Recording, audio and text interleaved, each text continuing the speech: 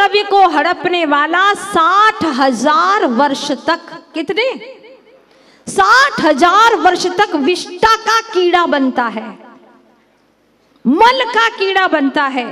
और लिखते हैं आगे कि वर्षा की बूंद तो गिनी जा सकती है, धूल के कण भी गिने जा सकते हैं, पर निर्माल्य खाने वाले का पाप गिनना असंभव है, गिना नहीं जा सकता, इसको गिन नहीं सकते। क्या लिखते हैं आचार्य भगवान, साइनाइड खा लो चलेगा, कोई बात नहीं, खा लो, तुम्हारा एक भव का ही विनाश होगा और तुम्हारा ही विनाश होगा, लेकिन निर्माल्य द्रव्य को अगर तुमने खा लिया है, भक्षण कर लिया है, अपने पास में रख लिया है, तो तुम्हारा सारा परिवार उसकी चपेट में आएगा। नरक और निगोद की अनंत अनंत काल तक वह यात्रा करता रहेगा, उससे छुटकारा मिलना बहुत मुश्किल हो जाएगा। इसीलिए चेत जाओ, किसके लिए निर्माल्य द्रव्य का भक्षण करता है अज्ञानी जीव, कैसे समझाएं। लेकिन उसने तो पापी ने मन में ठान लिया है। जैसे ही सेठ बाहर गया, जो मूर्तियां थी उन असली रत्न की मूर्तियों को हटा करके उसके स्थान पर नकली मूर्तियां रख दी। दूसरे दिन मंदिर में लोग दर्शन करने के लिए आए और जब उन्होंने देखा, अरे ये मूर्तियां वो चमक नहीं है, इसमें तो इतना बदलाव आ गया, कैसे आ गया, किसी ने चोरी की है यहाँ पर, अब क्या करें, किससे पूछें। यहाँ तो ब्रह्मचारी जी हैं, उनके रहते तो कुछ हो नहीं सकता था, और उनसे पूछे भी कैसे।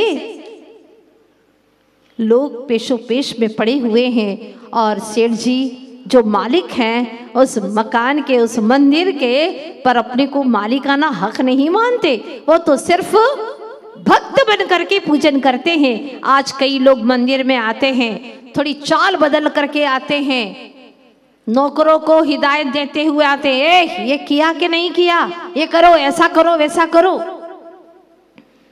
अपने आप को बड़े पदाधिकारी मान करके आते हैं मंदिर में, जरा रोब, जरा चाल ढाल बदलते हुए। तुम यहाँ मंदिर में भगवान के सामने आए हो, भक्त बन करके आओ, यहाँ पर पदाधिकारी बन करके मत आना, नहीं तो पाप का ही बंध होगा। कार्य करो सेवक बन करके तो पुण्य का अर्जन करोगे। और अगर अपने आप को बड़े मानकर, प्रभु के सामने कैसे बड़े, गुरु के सामने कौन से बड़े, सहज भाव जितना लाओगे, जितनी सरलता लाओगे, उतना ही साथी से पुण्य का बंध करोगे, नहीं तो संसार समंदर में भटकते रहोगे, कोई पार लगाने वाला नहीं है। वैसे कहते हैं नीतिकार, एकदम किसी की परीक्षा होती नहीं है, और एकदम किसी के ऊपर विश्वास भी मत कर लेना। अगर विश्वास कर लोगे एकदम अनजाने पर तो कई बार ठगा जाते हैं। देखो, बलि बृहस्पति आदि के ऊपर विश्वास किया था राजा पद्म ने, और बहुत बड़ा धोखा खाया, 700 मुनि भगवंतों के ऊपर घोर उपसर्ग हो गया। तो 3 वर्ष में भी व्यक्ति की सही पहचान नहीं होती है, 5 वर्ष में भी उसके गुण अवगुण पहचाने नहीं जाते। यहाँ सेठ जी ने तो अति ही विश्वास कर लिया, और उसी विश्वास के कारण भोली भाली जनता भी ठगी जाती है। आज हम देखते हैं विश्वास, विश्व का वास हो रहा है। विश्वास में कमिटमेंट करके लोग मुकर जाते हैं, वादे कर करके पार्टनरशिप में आ जाते हैं और धोखा दे करके चले जाते हैं। राजा हार जाते हैं क्योंकि अपना ही बन करके कोई आता है और दुश्मनों में भी मिला रहता है, और उसी व्यक्ति के कारण से बड़े बड़े राजा हार गए। देखो झांसी की रानी, अपनों के कारण से ही धोखा खा जाते हैं, परायों से नहीं। कहाँ फुर्सत है परायों को, अपने ही लोगों से लोग हाथ धो बैठते हैं। और यही हुआ, सेठ का बाहर जाना हुआ और त्यागी जी ने अपने मन में जो छलावा था, धोखा था, वही कार्य करना शुरू कर दिया। बस हेरा फेरी करना शुरू कर दी। 2-3 दिन ही गुजरे थे कि ऐसा तीव्र पाप कर्म उसके जीवन में उदय में आया कई बार ऐसा होता है कि योजनाएं तो बहुत लंबी लंबी होती हैं पर कर्म साथ नहीं देते, क्योंकि कर्म आपकी योजनाओं के अनुसार उदय में नहीं आते, कर्म तो आपके भावनाओं के अनुसार उदय में आते हैं। इसीलिए कर्मानुसार ही सारी बाहर की व्यवस्थाएं होती हैं, आपकी भावनाओं के अनुसार नहीं। आपने भावनाओं से जो कर्म बांधे हैं उसके अनुसार ही सारी व्यवस्थाएं होती रहती हैं। चाहते तो बहुत अच्छा हो लेकिन करते बहुत बुरा हो, तो जो करते हो ना उसके अनुसार ही कर्म का फल मिलता है। यही हुआ, वह सुख चाहता था और सुख पाने के लिए उसने मंदिर के द्रव्य की इतनी बड़ी चोरी की कि भगवान को ही उसने चुरा लिया और उसके स्थान पे नकली मूर्तियां रख दी। चारों तरफ गांव में हंगामा मच गया।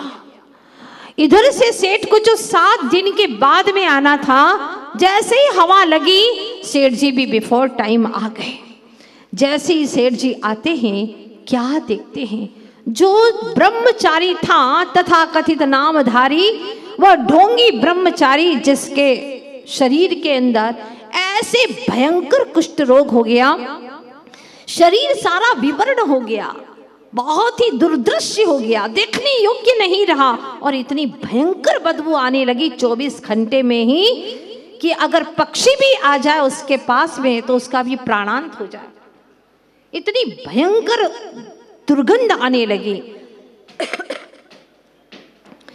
उसको कोई भोजन कराने को तैयार नहीं रहा।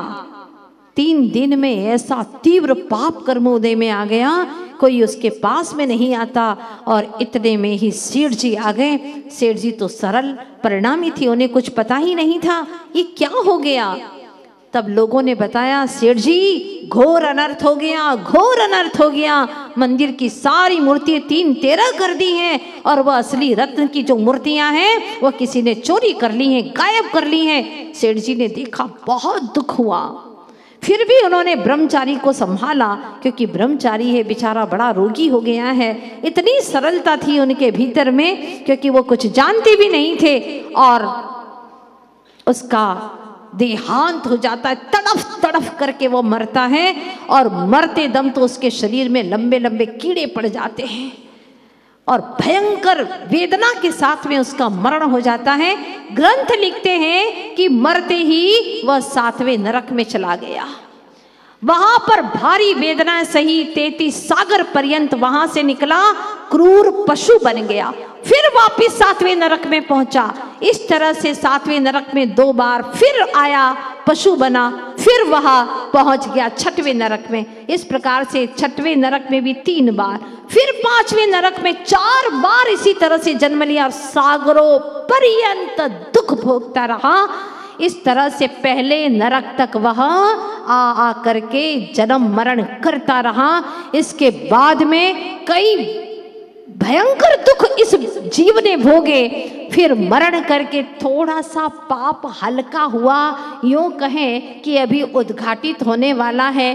क्या कहें, वह एक वहां पर जो नगर के प्रमुख सेठ थे, मुखिया थे, उसकी पत्नी के गर्भ में वह जीव आ गया, जिस माँ का नाम था मृष्टदाना।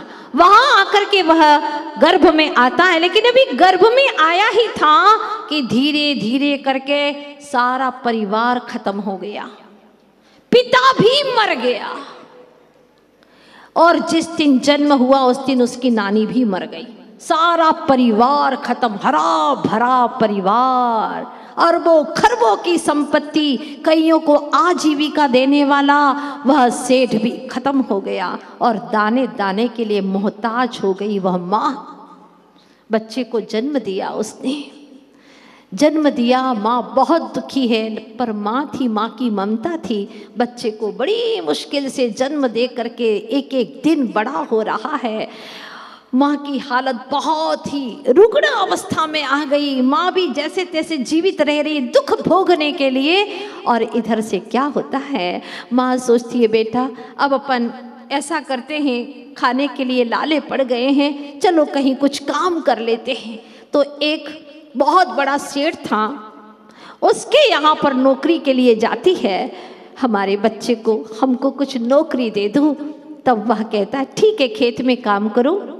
और बच्चे को देखा, उसने पूछा बेटा तुम कौन हो? मेरा नाम अकृत पुण्य है। किसने रखा ऐसा नाम? मेरी माँ ने रखा।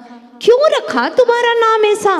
क्योंकि मेरी माँ कहती न कृतम पुण्यम, ये न सकृत पुण्यम, जिसने पुण्य किया ही नहीं, गर्भों में आते ही सारा परिवार खत्म हो गया, अरबों खरबों की संपत्ति खत्म हो गई, इसलिए माँ ने मेरा नाम अकृत पुण्य रखा है। और वह भी पहले उसी के पिता के यहाँ काम करता था, अकृत पुण्य के पिता के यहाँ काम करता था, लेकिन आज उसके बेटे की ये दुर्दशा। क्या हो गया? आप लोग भी सुनते हैं ना कि कहाँ करोड़पति था लेकिन अब रोड़पति हो गया है। क्यों? उसने भी पूर्व में ऐसा ही कोई निर्माल्य द्रव्य खाया होगा, देव द्रव्य खाया होगा। बच्चे थे, एक एक करके सब खत्म हो गए। शरीर बहुत अच्छा था लेकिन धीरे धीरे ऐसा रोगों से घिर गया जिसका कोई इलाज नहीं है। क्या कारण है? ऐसे ही निर्माल्य द्रव्य को खाया होगा, देव द्रव्य का भक्षण किया होगा, उसने अपने पास में रख लिया होगा, किसी को बताया नहीं होगा। चोरी का माल तो मोरी में ही जाता है, ये निश्चित बात है। भले छिपा छिपा करके रख लो, लेकिन जब कर्म रूपी सम्राट कहा था ना, जब उदय में आता है तो ऐसी थप्पड़ मारता है कि सारा जमाना देखता है। और यही हुआ जब उस सुकृत पुण्य ने देखा, अरे ये तो मेरे सेठ का पुत्र है, ऐसी दुर्दशा। बेटा तुम भी आना, मैं तुम्हें भी कुछ दूंगा, कुछ मेहनत आना, मैं तुम्हें भी दूंगा। और वह बच्चा बड़ा खुश हो जाता है। और सुकृत पुण्य ने उसे 2 स्वर्ण की अशर्फी दे दी ताकि इसकी दरिद्रता मिट जाए, करुणा की, दया की। और 2 स्वर्ण की अशर्फी उसे दे दी। जैसे ही उसके छोटे छोटे से हाथ की हथेलियों पर रखी, बच्चा खुश होने के स्थान पर रोने लगा, चिल्लाने लगा, अरे क्या कर दिया तुमने? मेरे हाथों के ऊपर तुमने जलते अंगारे रख दिए, मेरे हाथ जल गए, देखो मेरे हाथ जल गए। और सच में देखा तो दोनों हाथों पर फफोले पड़ गए थे। वो स्वर्ण की अशर्फियां भी अंगारे बन गई, क्योंकि पुण्य पल्ले में था ही नहीं, भोगेगा कहाँ से। बहुत दुख होता है सेठ को। और वह बच्चा जाता है, माँ से कहता है, माँ समझ जाती है इस बच्चे ने कुछ तो ऐसा पाप किया है जिसके फलस्वरूप स्वर्ण की अशर्फियाँ भी अंगारा बन जाती है।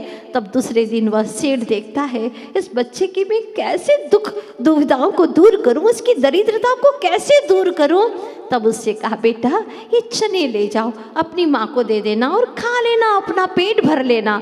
वह झोली फैलाता है और वह बहुत सारे चने उसकी झोली में भर देता। बच्चा बड़ा खुश कि आज तो पेट भर करके चने खाएंगे, और दौड़ता हुआ जाता है, माँ तक पहुँचता है। माँ आज मैं बहुत सारे चने लेके आया, उस सेठ जी ने चने दिए हैं। और जो ही खोल करके देना चाहता है, उसमें एक भी चना नहीं बचता, क्योंकि झोली में छेद था, सारे चने नीचे गिर गए थे। माँ कहती है, बेटा तेरी पुण्य की झोली में ही छेद है, तो चने कैसे रह सकते हैं? तूने कुछ पुण्य नहीं किया, इसीलिए तेरी किस्मत में चने भी नहीं बचे। माँ विचार कर रही है कि अब तो कुछ ऐसा करूं कि इस नगर में न रहना पड़े। लोग देखते हैं, पूछते हैं, क्या जवाब दूं उन्हें कि मेरा बेटा ऐसा कुछ पाप कर्म करके आया है। मैं क्या कहूँ, उसने किया है, मैंने भी तो किया है, जो मुझे ये दिन देखने पड़ रहे हैं। बेटा अब अपन चलो यहाँ से, अपन किसी दूसरे नगर की ओर जाते हैं। और माँ दूसरे नगर की ओर रवाना हो जाती है। अब आप लोग भी चलिएगा हमारे साथ में दूसरे नगर की ओर, देखते हैं कल दूसरे नगर में आखिर क्या होने वाला है। क्या उसका पाप का भार कम पड़ा या अभी पाप और जोर देने वाला है, क्योंकि ये पाप कम नहीं होता, बहुत खतरनाक पाप होता है, कई कई सागरों तक सड़ना पड़ता है। इसीलिए किए हुए पापों का पश्चाताप जो भी ज्ञानी होता है वो कर लेता है और अपने आप को स्वच्छ कर देता है। एक कहानी आगम पुराण की है। तकदीर से लड़ाई इंसान की, ये कहानी है जी आगम पुराण की। तक